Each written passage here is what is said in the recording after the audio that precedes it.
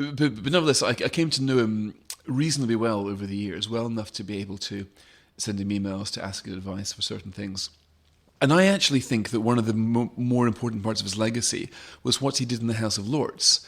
Now you can look. I mean, there's so much, by the way, of his active time as Chancellor in the Commons to draw lessons from. But in the leading article of The Spectator this week, we point out, I think one of his most profound quotes was what he made about consensus. He was saying whenever there is a consensus behind global warming or climate change or lockdown, you end up with a dangerous dysfunction in a democracy where nobody is really challenging, nobody is asking the difficult questions.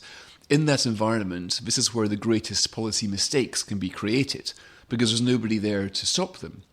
And he saw this as a kind of demon in democracy, if you like, the need to bow down in front of the hastily assembled altars of new fashionable conceits.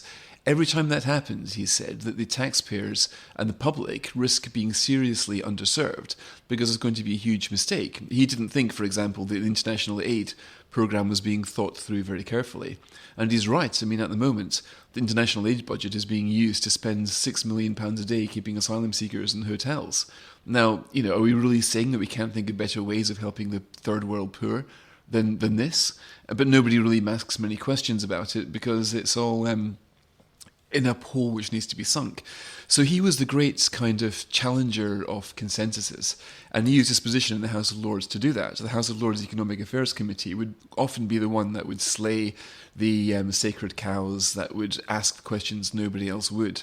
And I've always, as a journalist, taken his point to heart, that where there is a consensus, then it's up to journalists to challenge, because politicians aren't going to.